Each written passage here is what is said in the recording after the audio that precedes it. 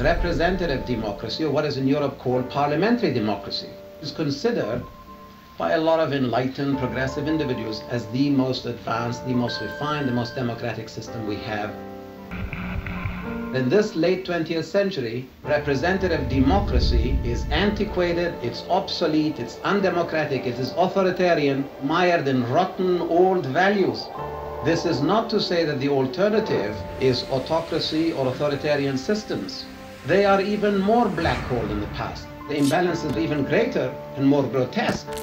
But let us not delude ourselves. We do not have representative systems anywhere on the planet. Representative democracy, it is a system that is based on leadership. And leadership is itself intrinsically authoritarian.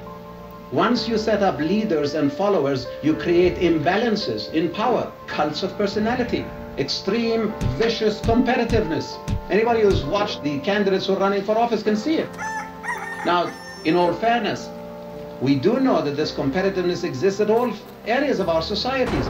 Who's the best kid? Who's the fastest kid? Who's Mr. America? Who's Mr. this and who's Mr. that?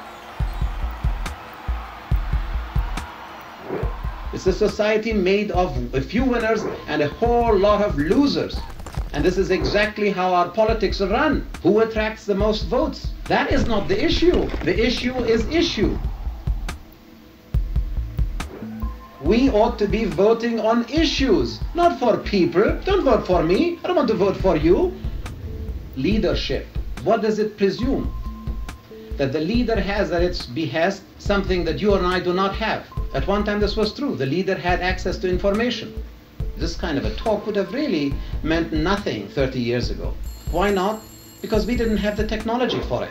Decision-making processes depend heavily on the technology of the times within which they operate. When we had primitive technologies, our decision-making processes were inevitably authoritarian in one way. If you were down there in Nebraska somewhere and the decision-making process was in Washington, D.C., you had to have somebody there to speak for you. But today, you pick up your telephone, you pick up your interactive system, your terminal.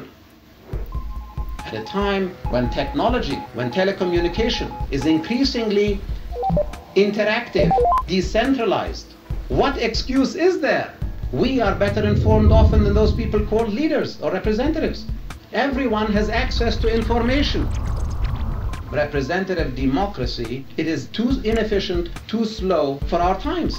We have to always wait for the next elections. Over and over and over again you hear the next elections, which means having to put a lot of controversial things in freeze. It is a very, very slow and inefficient process. 100 years ago, 200 years ago, it didn't matter. So you wait 4 years, you wait 5 years, you wait 10 years. It doesn't really matter.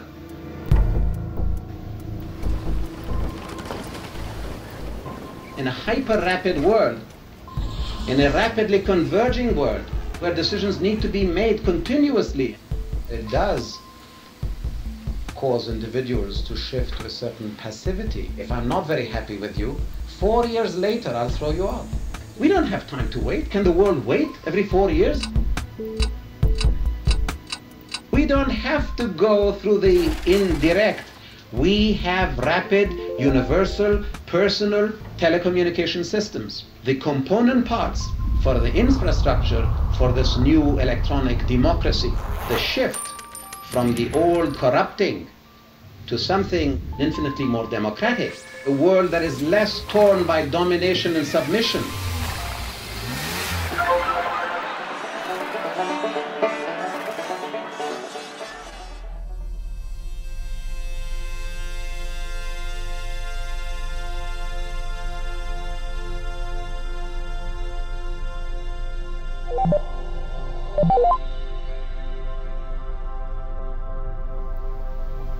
I see a shift.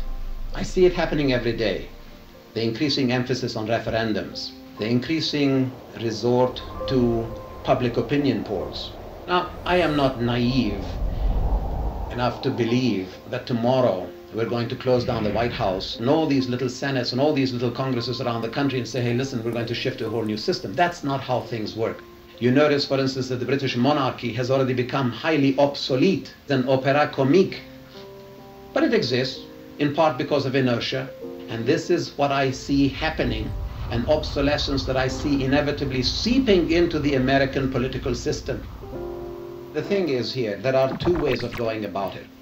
The question that crystallizes in my head is, are the people who are mired in old systems the ones who are going to help phase out their obsolescence? It just goes counter to human nature.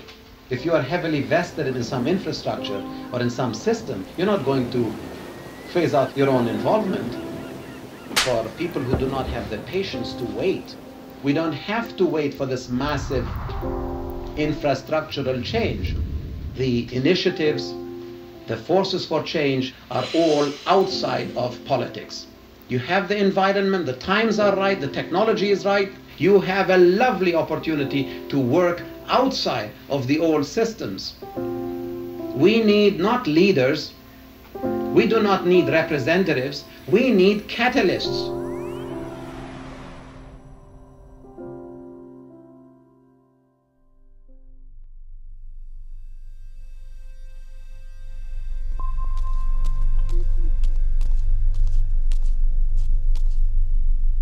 Yeah,